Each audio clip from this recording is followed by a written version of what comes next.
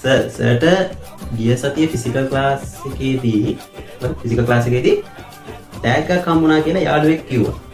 මේ උඹලා තාත්ත ඕක දූපයක් නම් කොහෙන්ද බං ආරංචි උනේ? ඔව් මෙහෙමයි. පොඩි ටැග් එකක් හම්බුණා. අපිටත් පෙන්නන්නකො. හරි මේ ලොකු දෙයක් නෙමෙයි මම මේ සෙල්ලම් බඩුවක් හම්බුනේ නෑ පෙන්න.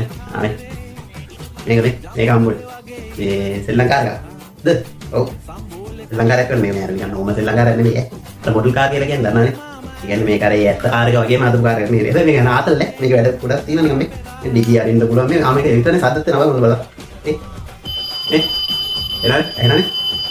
මේක ආතල් දෙයක් තියෙනවා දොරවලින් සද්ද වෙනවා. එනවද? මේ. එනවද? හරි. මේ කියන්නේ මේ අර මොඩල් කාර් එකක් කියලා කියන්නේ. ඒක තවසක් දෙනවා. හරි මොඩල් කාර් එකක් කියන්නේ මේක යවන්නත් පුළුවන් යාර මෙහෙම ගුම් ගාලා යන්න. හරි ඉතින් මේක ආතල් දෙකක් හම්බුණා. ඉතින් මේ බලත් කොහෙන් ආරංචි නෝ දන්නේ මේ කොල්ල නෝ දන්නේ දැක්ක ගමන් මොකද්ද කාර් එක කියන්නේ. මේ මම පෙන්නන්න මොකද්ද කියලා කට්ටියට පේනවද? පෙනේද දන්නේ නැහැ. පේනවද? ඉතින් පෙනේද දන්නේ නැහැ.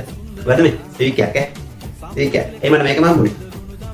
මගේ මේ ඩ්‍රීම් කාර් එක මේක. ඉතින් මේ මට දුන්න කෙනා දන්නවා මගේ ඩ්‍රීම් කාර් එක සිවික් එක කියලා. ඉතින් ඒ හින්දා මට මේක හම්බුනේ.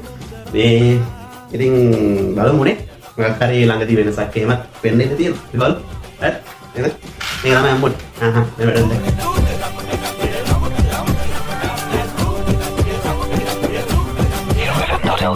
රම්බර කියපන් උඹේ නොම්බරේ තන්දුරි කමුද නොදා බරබරේ